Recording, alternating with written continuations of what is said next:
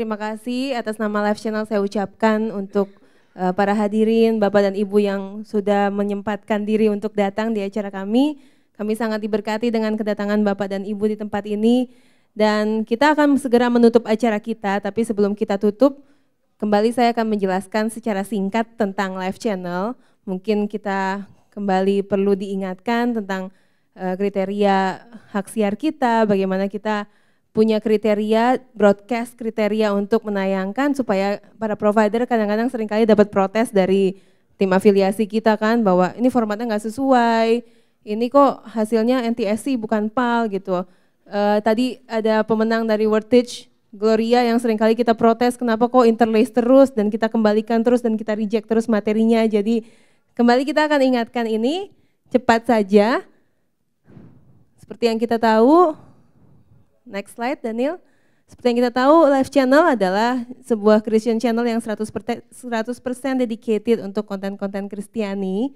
Kita free airtime, inilah jenis bentuk pelayanan kita di mana kita memberikan airtime secara gratis kepada seluruh provider yang memiliki konten. Kami non-profit dan kami non-komersial, jadi kami menayangkan setiap tayangan tanpa ada unsur profit atau komersial atau promosi di baliknya. Next. Kita berusaha untuk menayangkan 80% konten lokal dan 20% konten internasional, di mana konten internasional pun kita akan berikan subtitle atau kita akan dubbing supaya bisa dipahami oleh seluruh pemirsanya Live Channel. Next slide. Seperti yang kemarin dijelaskan, ini adalah target kita. Kita tahu kita nggak mungkin bisa mencapai target langsung di tahun 2016 nanti mencapai komposisi yang seperti ini. Tapi at least kita sudah punya gambaran. Jika kita tahu ministry kita punya strength, punya kekuatan, punya fokus di mana, mungkin kita bisa membuat tayangan-tayangan yang seperti itu. Jadi kita tidak perlu selalu terdorong untuk membuat tayangan-tayangan atau konten yang sifatnya general, sifatnya umum, tapi kita bisa terdorong juga untuk membuat konten yang sifatnya contohnya untuk marketplace, ditujukan untuk pria, khusus untuk wanita. Dan seperti yang kita lihat kemarin kita masih punya tayangan untuk pria 0%, contohnya marketplace baru 1%, jadi sangat berguna bagi kita untuk tahu bahwa kita punya komposisi seperti ini. Dan tujuan Live Channel ada adalah untuk bisa memberkati setiap target market yang ada, setiap demografi umur yang ada, dan setiap kelompok yang ada. Next slide.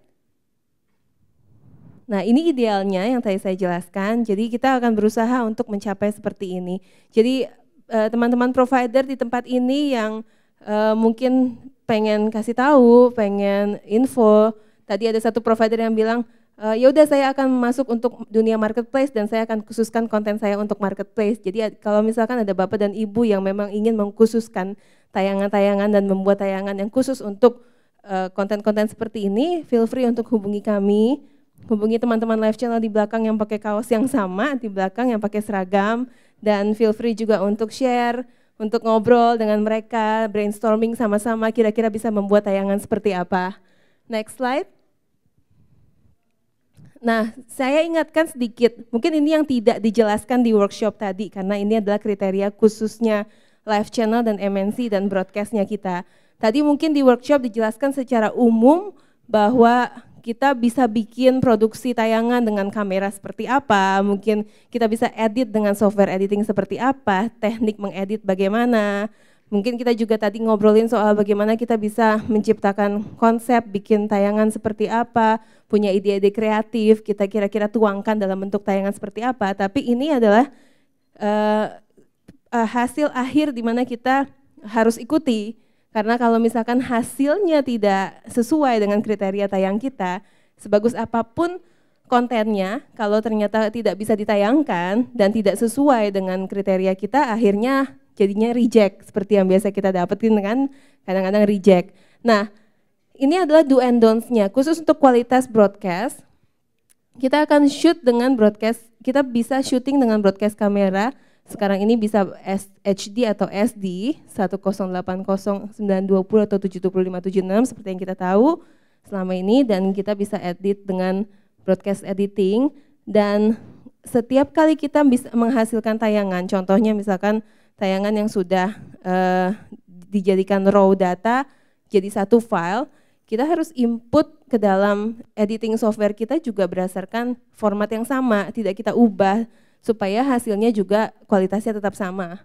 Dan kita harus finalize sekarang ini seperti yang sudah kita sosialisasikan beberapa kali ke dalam kodek H264 atau MP4, pasti kita sudah familiar dengan itu karena sekarang sudah tidak lagi kita menghasilkan materi dengan format MPEG 2, kita hasilkan materi yang lebih ringan lagi dengan format MP4 dengan kodek H264 dan kayaknya itu akan lebih memudahkan untuk para provider pada saat memproduksi dengan kamera HD. Lalu untuk audio, sebagaimana video penting, audio pun juga penting. Jadi kita harus menggunakan audio recording dan harusnya kita sudah sampai di level di mana kita udah nggak lagi bilang, udahlah Atmo aja. Gitu. Harusnya kita nggak di level itu ya teman-teman. Harusnya kita udah di level di mana kita tahu bahwa pentingnya audio sebuah tayangan tuh sama pentingnya dengan gambarnya, sama pentingnya dengan videonya. Jadi kalau misalkan kita syuting ke suatu area outdoor, lalu kita bilang udah nggak usah pakai clip on, nggak usah pakai mic handheld, pakai Atmo aja yang masuk ke kamera gitu. Harusnya kita bisa lebih maksimal dari itu membuatnya. Gitu. Jadi pada saat kita melakukan broadcast audio recording, jangan lupa untuk selalu membawa mic atau clip on supaya audionya jelas.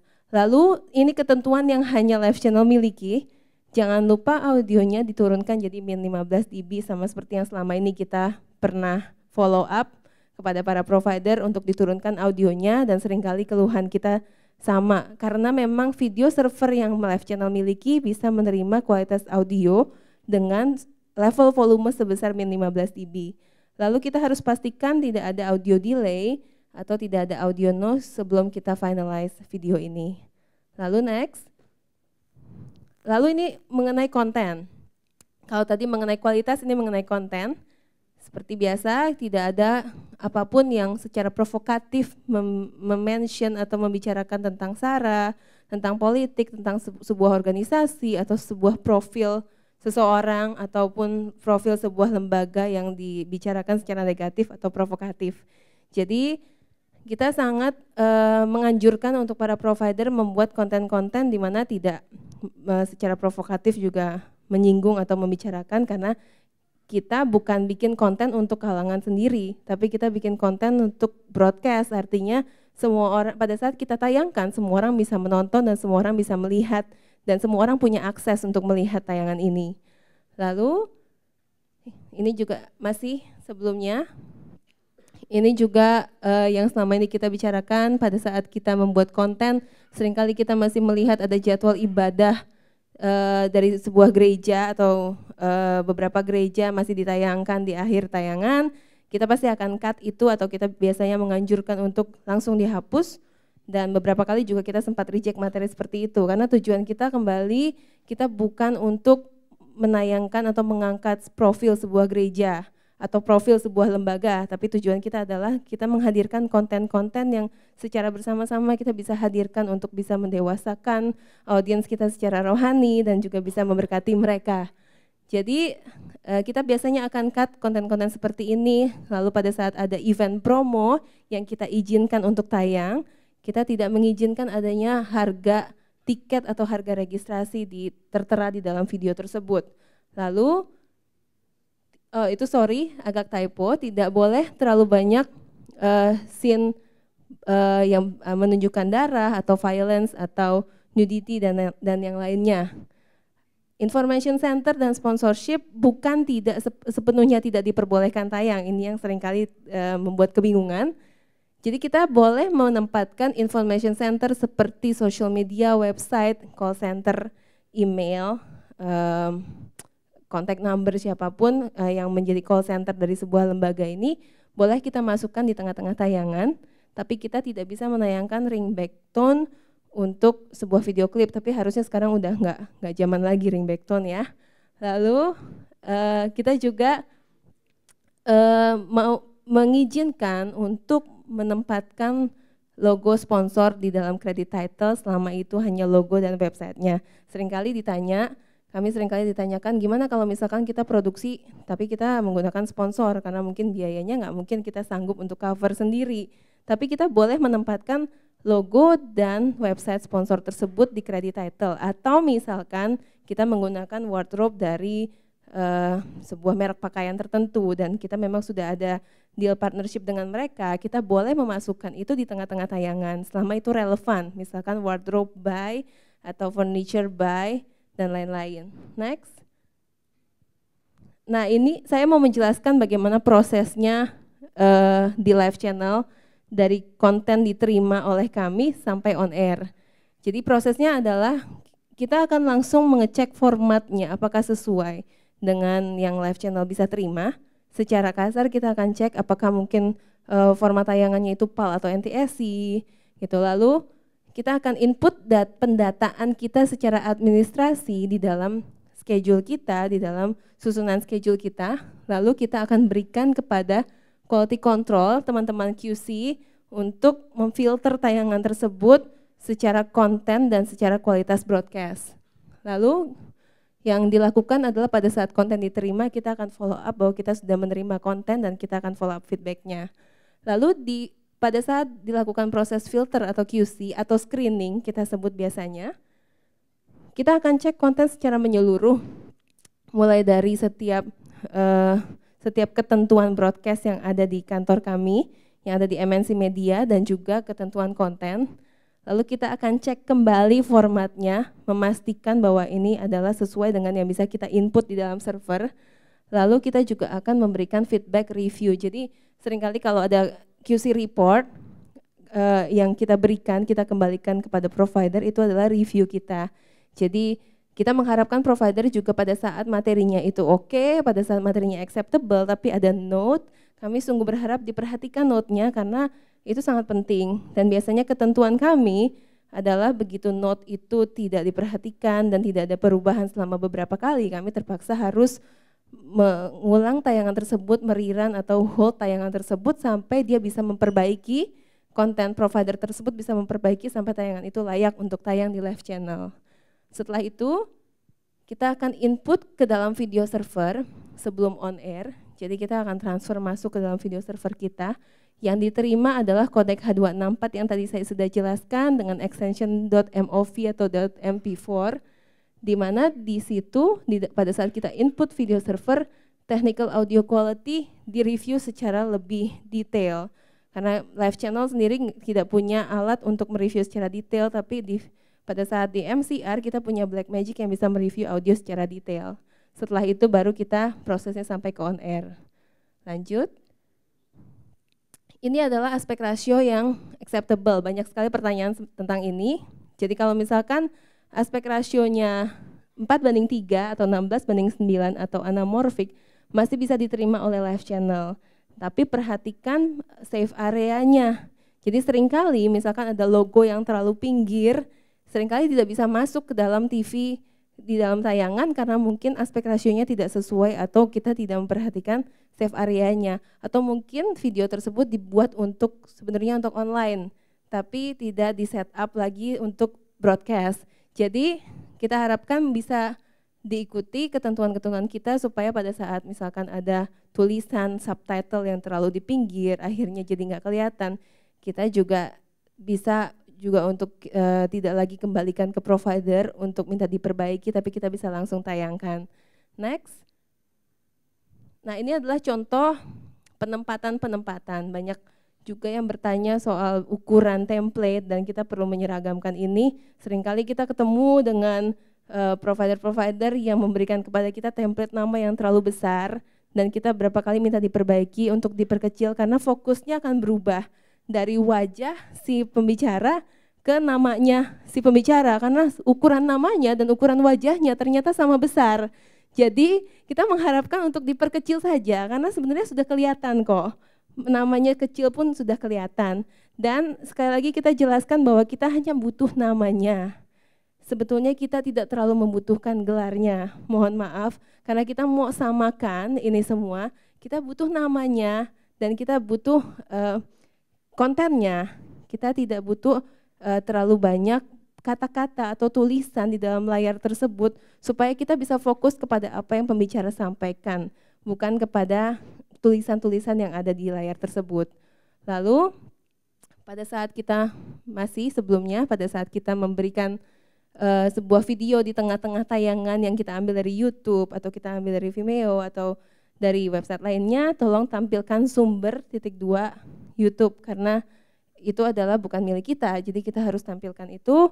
Lalu tadi yang seperti saya jelaskan, kita boleh menempatkan kata-kata wardrobe by pada saat kita menerima sponsor dari label pakaian atau lainnya. Jangan lupa logo selalu harus ada di sebelah kiri atas dan logo tersebut boleh ada logo ministry, tapi sebaiknya logo tayangan tersebut. Next. Nah, ini adalah rating yang beberapa kali sempat ditanyakan. Ini adalah top 10 yang baru kami dapatkan di bulan Agustus 2015. Kemarin baru kami dapatkan rating ini. Nomor 1 sampai 10 ada Secret of Life. Itu tipenya film, ada Music Rhapsody of Love tipenya music, ada Sela tipenya devotional, ada Sentuhan Ilahi tipenya sermon, Solusi Life testimonial, More Than Conquerors teaching Hope for Today dari Hope Channel, devotional, harmonikasi, Aku dan Sebuah Cerita nomor 9 dan Walking with Jesus nomor 10 tipenya sermon. Jadi kalau kita bisa perhatikan kembali ke yang dibicarakan juga kemarin di provider gathering, kita bisa perhatikan bahwa kita butuh tayangan-tayangan yang bisa menarik audiens lebih banyak di bidang film, music, devotional, teaching, dan testimonial. Jadi teman-teman yang punya kemampuan dan punya passion di membuat tayangan seperti itu, mungkin kita perlu beralih, tidak lagi kita membuat terlalu banyak tayangan-tayangan khotbah yang mungkin memudahkan buat kita, tapi mungkin kita perlu beralih untuk bikin tayangan-tayangan yang lebih menarik, yang tipenya dan formatnya adalah seperti ini. Next. Next lagi. Ini adalah bulan-bulan sebelumnya. Next. Nah, ini adalah demografik jenis kelamin dan usia yang diukur oleh ABG Nielsen Media.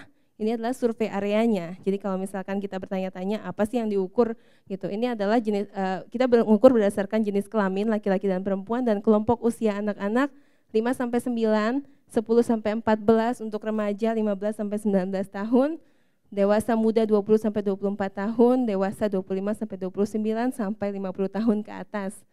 Next. Mungkin buat yang foto-foto kita akan kirimkan presentasinya kepada masing-masing provider dan ketentuan materi siarnya juga. Jadi nggak perlu ngebut-ngebutan untuk foto-foto di layar ya. Jadi kita akan kirimkan ke setiap provider.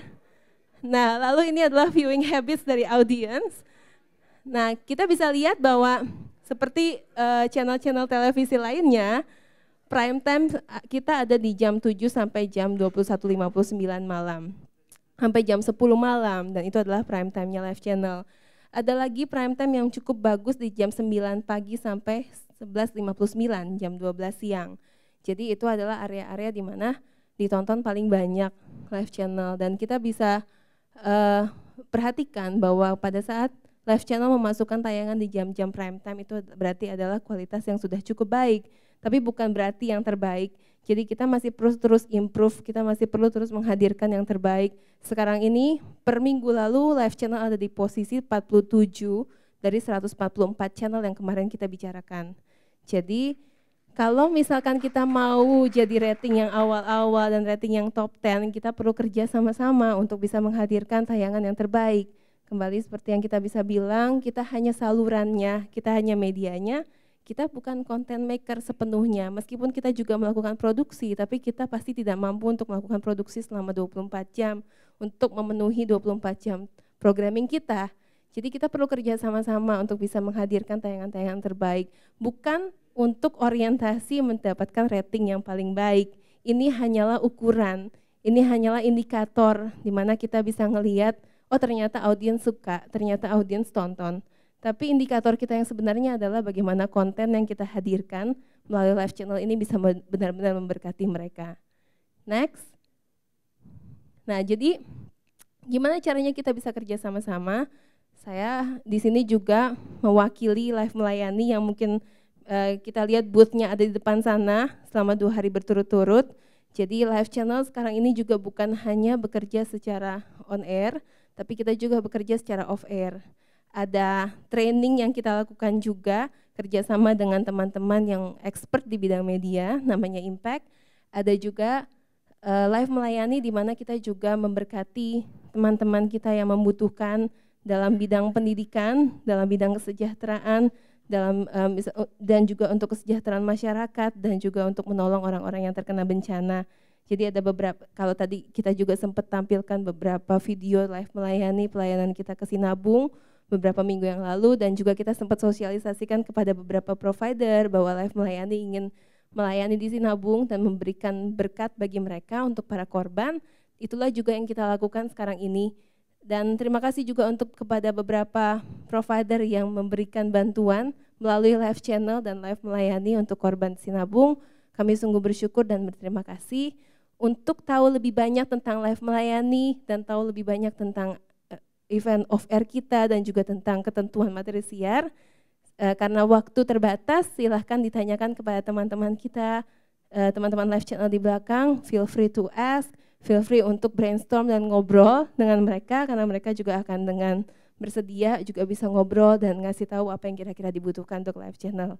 Demikian yang bisa saya sampaikan, terima kasih. Tuhan Yesus memberkati.